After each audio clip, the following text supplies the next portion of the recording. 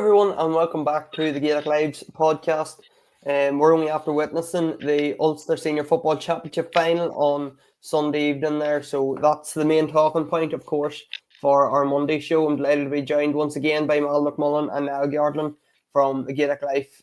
So both men were at the game yesterday. I was at it myself, so we're well versed to have a good chat about this one.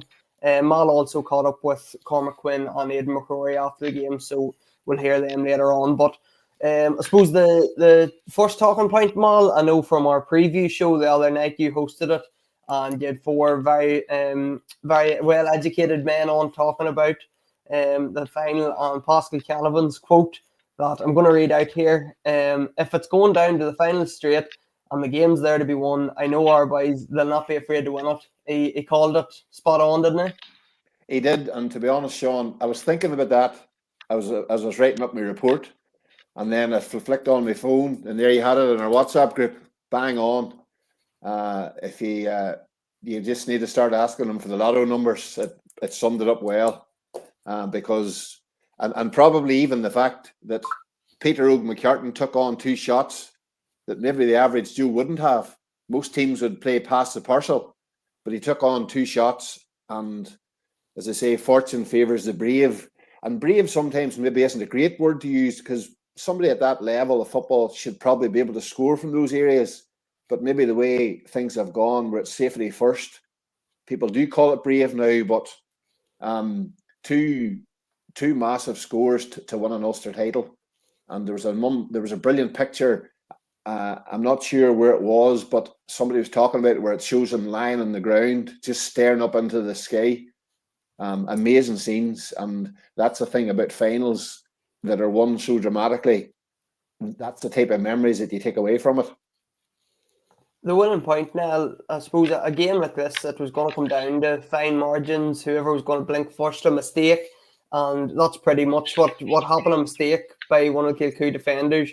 Peter McCartan chases in and gets the winning score, and it's done winning score, but it was always going to come down to a moment like that.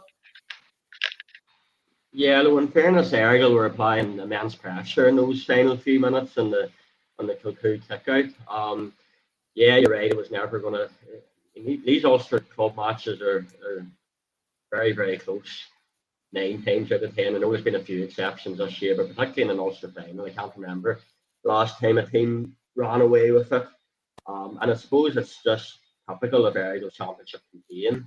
I've been lucky enough watch all their matches bar one. I missed the replay against Fano, and I mean it's fair to say that they should danger an occasion. The reality is they should have been beaten by Fano the first day out in a Throne Championship quarter final, but they're a resilient bunch, and you have to give them credit for that, because down the years there would have been a perception maybe that they have a soft centre or something. Like there was that famous semi-final against Flyland 3 years ago where they conceded 3 late goals. The year beforehand, they were beaten by Dungannon by a late winning point from Ian Barker, and there was just that perception that maybe Errigal could be got at, but that's a perception nobody can, I suppose, label at them anymore. Even you look at the Throne Championship in the last 3 years, they've been beaten once. It's for like after extra time last year.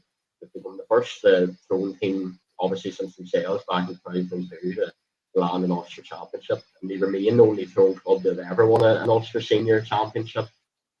So fair dues. Now, as you said, you obviously had your eye on Errigal for a long bit of this championship campaign. Watching the celebrations and everything that happened after yesterday's final, what does this mean to the club? You'd mentioned they're the only Tyrone club to have gone all the way in Ulster. This is their 3rd title, so I'm sure you spoke to a lot of fans and players and everything else yesterday. So what did this mean to the club? It was very obvious it meant a hell of a lot. Like, it was standing near the presentation area, and obviously a group of lads were stationed in the steps.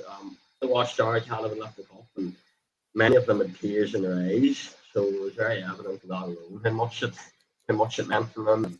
Interviewed their goalkeeper, Dara McInerney, who's very underrated, I think, and some club band came over and basically just screamed legend at him, rudely interrupting the interview, I suppose. But yeah, I suppose in Errigal there's just that expectation of success. And I saw an interview Rory Callaghan did with Ashton O'Reilly, and he admitted that in the back of their minds, when an Ulster title was something they always wanted to achieve, which is pretty ambitious, really, given how hard it is to even come out of Tyrone. I'm not sure many other clubs in Tyrone would maybe readily admit to wanting to win the Ulster title, and I suppose that sense of maybe inherent belief and mission and everything else does maybe count for something in those closing stages. But I think even on that note, you can talk about the resilience, but they're an extremely tough team as well. I've never noticed them flagging really in the final minutes at any point in the championship. Mal, the turning point, I suppose, this, as you mentioned earlier, it was always going to be a nip and tuck sort of fine margin sort of game, and we knew that going into it. The turning point, probably the red card, was the major turning point. Now I was the far side of the field, so this happened literally straight in front of me. And it was one of them ones you could see Darrell Brannigan, if he times that right, he's charging in. If he times it right, it's a big hit, it's a turnover. Kilcoo fans get behind their team, and we could have a different result. He went in for the shoulder-to-shoulder charge. I think it was Owen Robinson, turned back in. He catches him high. It is a red card, but it's probably accidental. And just for Darrell Brannigan, just that wee bit of his timing was just off. But it was the major turning point. Ergel come up the field. I think Peter Hart kicks the next point, and suddenly we have a different game. It certainly was the turning point in a sense. And you nailed it there, Sean, because I don't think he meant to do what he did, but the only problem is when you put your elbow up, it leaves you open that if something happens, the referee has a decision to make. And like he was having a brilliant game. Like he was. I think he had something like he had 2 assists, and he was involved. And like he sat back quite a bit early on, but whenever Kilcoo took the game to Errigal, it was himself and probably Ryan McAvoy and Ryan Johnson that started to run. So he was influential, but that moment, and you could see him talking to the referee at that point, and he just sort of knew, I'm in trouble here, and he was gone. And I would safely say that it was probably the one person that that Errigal were struggling with, because he was influential going the other way, and it sort of changed Kilcoo's matchups a bit, because young Callum Rogers was on Peter Hart and was doing a really good job on him.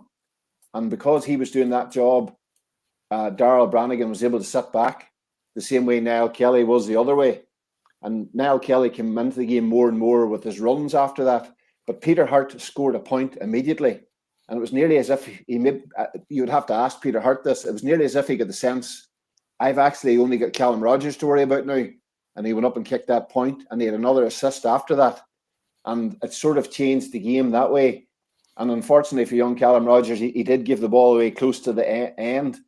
And from chatting to a couple of the Kilcoo supporters, and even Carl Lacey said as well that, Callum Rogers had been very, very consistent for them all along. And sometimes these things just happen. But it was, when I say it was a turning point by what I just talked about. But still, Sean, Kilcoo had a spell of decent play after that. Like Eugene Brannigan was probably, I gave Micheál Rooney their star man, but probably when I think back on it, Eugene Brannigan probably edges him out. And you talk about the fine margins as well, Sean. Eugene got the ball from a short kick out, like Bobo got 14 kickouts out of 14. Sorry, 13 out of 13. And like some of them, as Niall said, they were under so much pressure. Like a couple of them were real pressure. And one of them Eugene took and lost possession, fouled Ben McDonald, and he pulled off that unbelievable kick over his shoulder to tee up the equaliser. So there were so many fine margins in that game, and if you go back to the goal, it was square ball.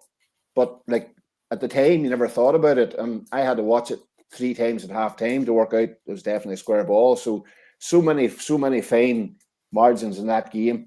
But I love watching games that are dramatic towards the end, and this one definitely ticked that box. Definitely did.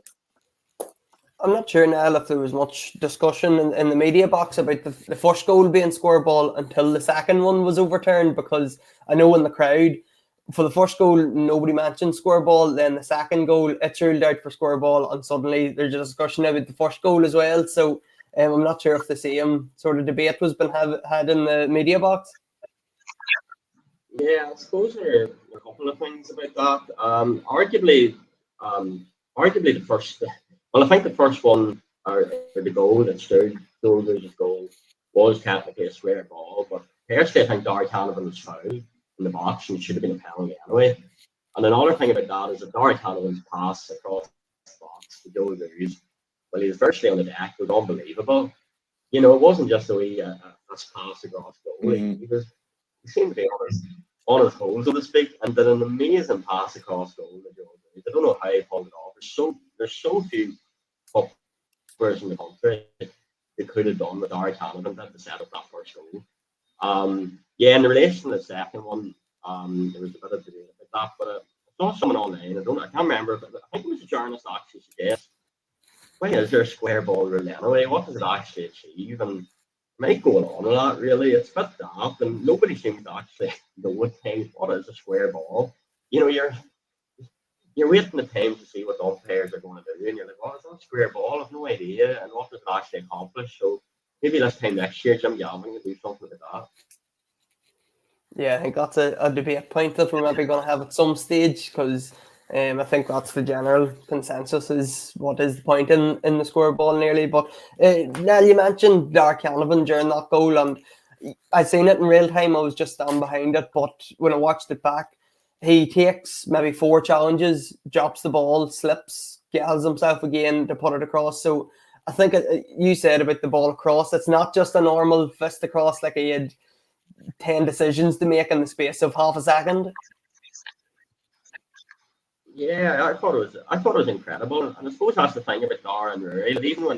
Even when they're kept relatively quiet, they're still capable of those moments of magic, and those scoring claustrophobic encounters in Ulster, you know, little moments that got make all the difference. And I suppose another thing that's been talked about, and was evident again yesterday, was the fact that when they're so tightly marked, it opens up space for the other lads.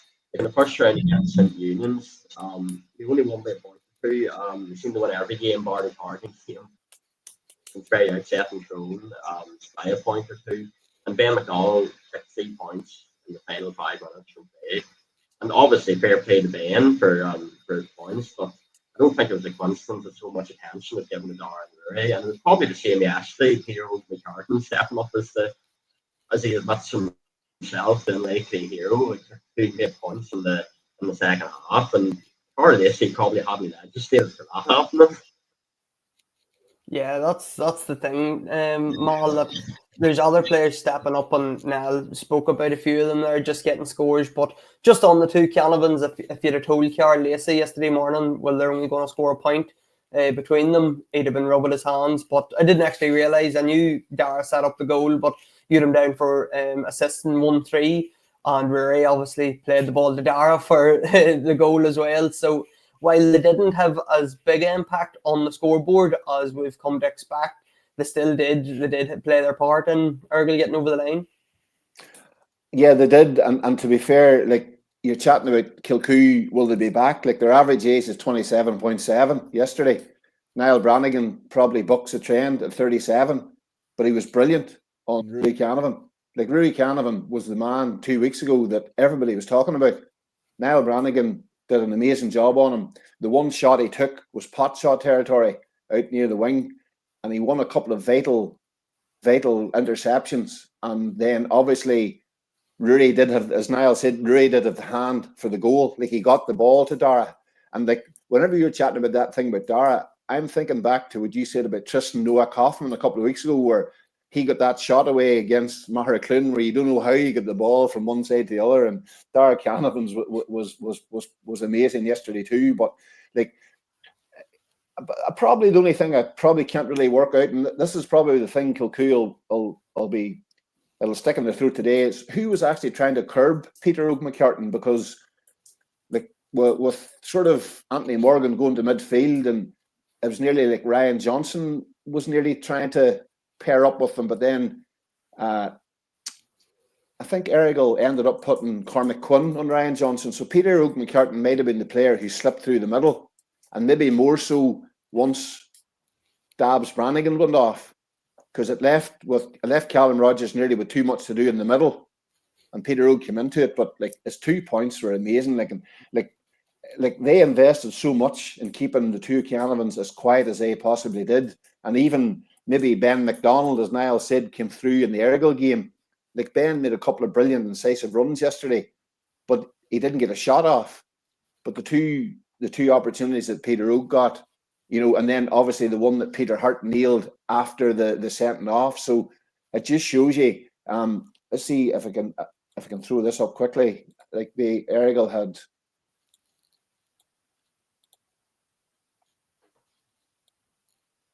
Roughly, I'd guess Errigal had about 12 or 13 different scores across the Ulster campaign.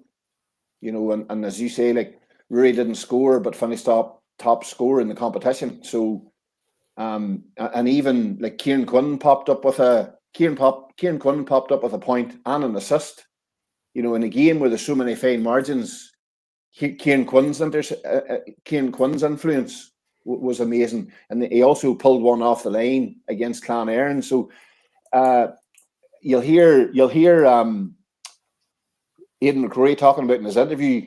Packy Canavan used to say in Errigal that for good teams to play well, you need your star players playing well, but your lesser players playing better. You'll hear it in his interview, and it's very, very appropriate to Errigal, where everybody seemed to chip in with some sort of value. Like Darragh McAnenley lost 3 kickouts for 3 scores in the first half, but lost nothing after that. So once they fixed that, they seem to just pull together. And even probably a matchup that probably goes onto the radar, Shailen Johnson, the man that I would say I would have been most afraid of playing against Kilcoo because his pace. Tiernan Colquhoun, maybe he's one of Errigal's fastest players, I'm not sure, but he was in the ball enough and then had the goal disallowed that he was in the ball enough nearly to stop Shailen Johnson. So they seem to have wee answers all over the place, and Peter Oak was obviously the magic dust in the middle of it all. And now just flicking through the programme, and you see the likes of Petey Hart, he's 34 years of age. I think Aidan McCrory is 37. Like, it's a long time to be playing, and I suppose in Errigal there's always that ambition to push on in Ulster because of their history. But then boys, they've been doing a lot of the hard yards in behind the scene. I think it was Ronan McCrory maybe too. Did he come on? He's 37 too. So there's boys that have been hanging about a long time to be in their first. I think that was their first Ulster final and to get their first Ulster medal too. Yeah, no, 100%. A lot of those lads were involved when they won the county title back in 2012. They have 3 county medals now. The thing about that is they're obviously not just hanging on. You know what I mean? They're not just taking into consideration old adage that that you're a long time retired. They're actually making a hell of a difference in the field of play. Peter Hart goes without saying. Obviously, he's still a Tyrone captain this year. If the man needs no introduction, but I suppose people maybe outside Tyrone aren't quite as familiar with some of the dollars. Aidan McCrory always played for Tyrone for a good few years, and he was telling me after the game yesterday that he turned 37 on Thursday there, so I suppose it was a nice late birthday present for himself. Darragh McAnenley, the goalkeeper, I know him quite well because he works in John Street where we're based. Lovely fella, happy to see him get the Ulster medal. He's absolutely forced after the game. I interviewed him and whatnot, I was going to do a video with him, and then he said, no, just make it audio. I'm forced here. Kieran Quinn, you mentioned as well, he's unbelievable. He's been an absolute stalwart attack for years after years after years, and made such an impression yesterday up front. I mean, people know him as a Tigers defender. He scored a point in the second half. He set up a really important point for Darragh Canavan late in the first half, and just after Kilcoo had a little bit of a purple patch. I think they got 3 points in a row, and you're starting to wonder. But then Darragh Canavan came up with a cracking point. It was Kieran Quinn set it up, and he did very well to set Darragh up, and he's just an incredible stalwart. And I suppose there's lads that got it at every club, and it's actually nice to see players who've given so much time and dedication to the club get the reward. I'm just going to throw this one, Dean. I seen this on Twitter last night too, and it says the last time a new season started with Armagh as All-Ireland champions, Ergal as Ulster club champions, and Ballygolly man being Tyrone captain, or Tyrone manager, sorry, Tyrone lifted Sam Maguire. So a good omen maybe heading into 2025. Yeah, that's class. That I hadn't seen that, nor had I clocked it myself. But I suppose the other omen from a Throne perspective is that the last two new management teams won All Ireland in the first year. Mickey, as you're talking about, in 2003, Fergal and Brian in 2021. So no pressure, Malachy. That was actually put them at the press event where he was unveiled as Throne manager. Jesus, I don't know how long ago it was now. It must have been about 6 or 8 weeks or something. At the very end, someone pointed them that there's a precedent here.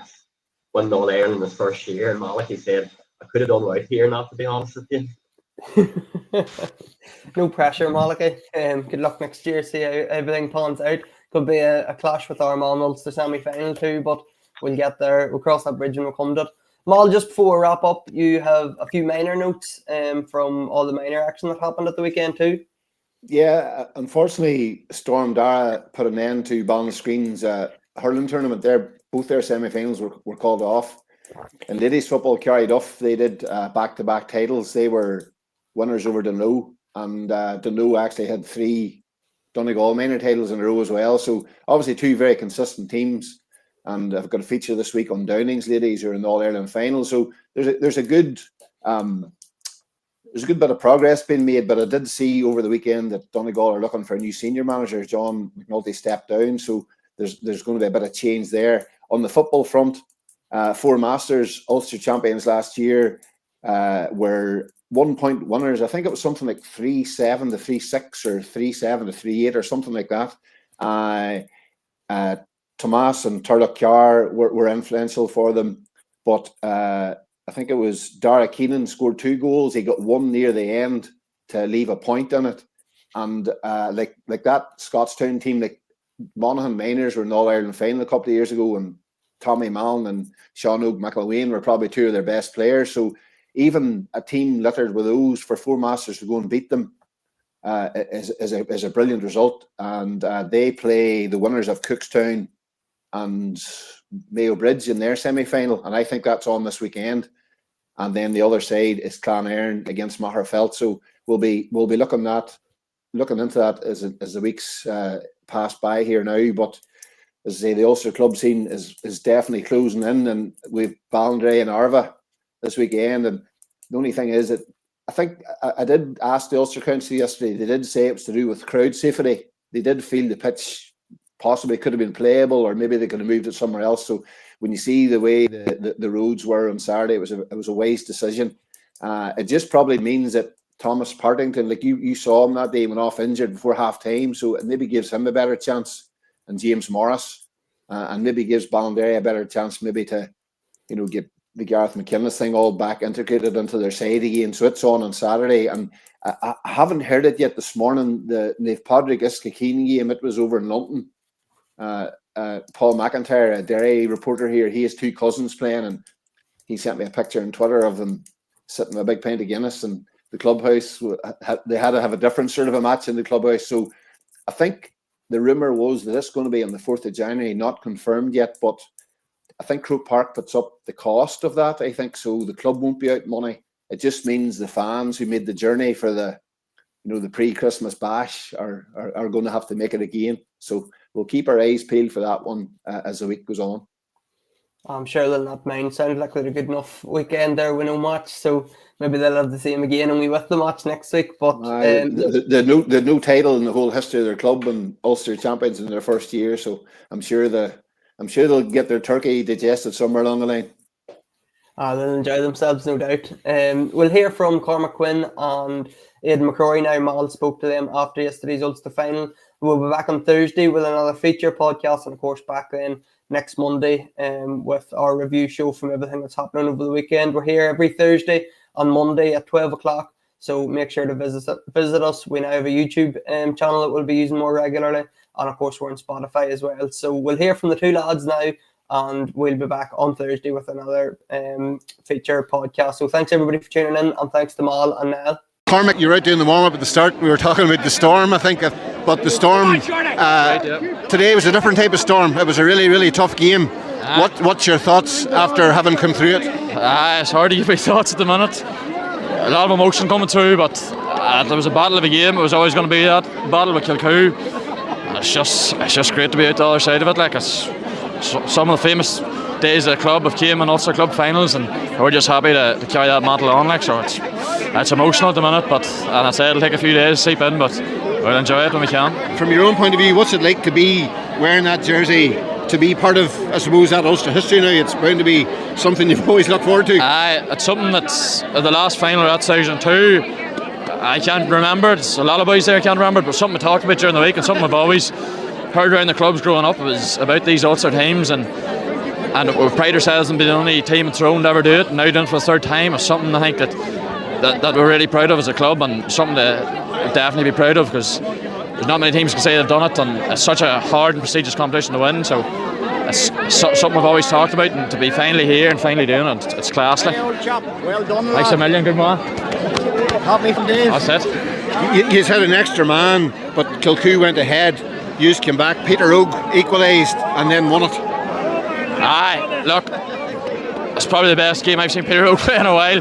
Kicked a massive score, fouled or free to go level, or whatever it was. I can't even remember at this stage. That much going through my head, but look, he had a massive game and he's had a massive year for us, and I'm just happy to be here. Let you go join the celebration. What does this day mean? Everything for the club and inspiring the youth forward. That's all we're trying to do. And look, you see what it means to people out here. It's class, like, and that's all you need to do is look it up. Have a good night. Thanks.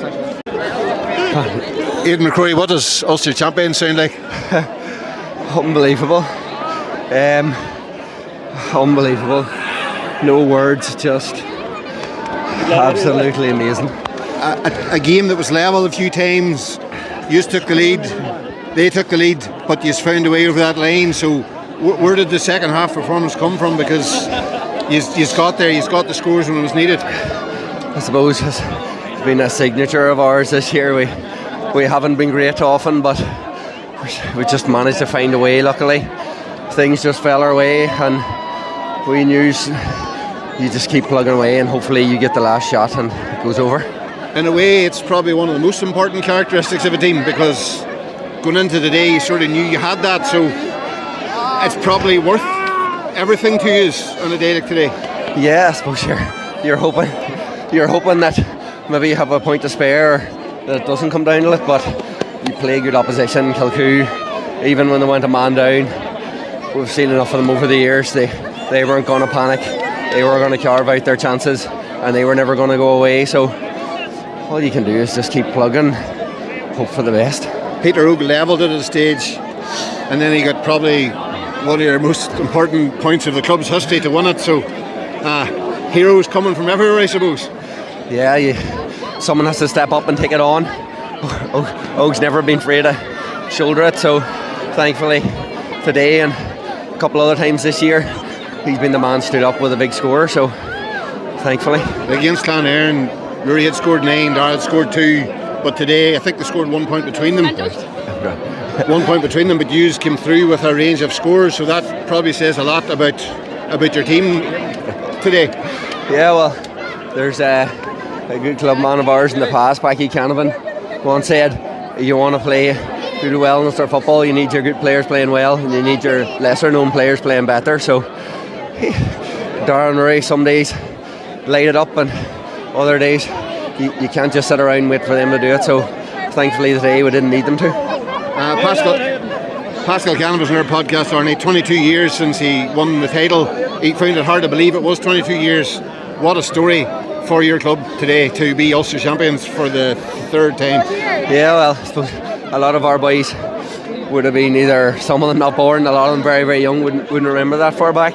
And there's a lot of young clubs in the parish now, and the last month or two, just the feeling around the club, the buzz, games every week or two, I think it's really give them something to look at and cling on to. So hopefully that'll encourage them to see what football can do for you and what it brings to the parish. Finally, a word on the end. He came in, he was involved with maybe back-to-back minor winning teams, so he came in and he took the charge and was the manager to take us over that line.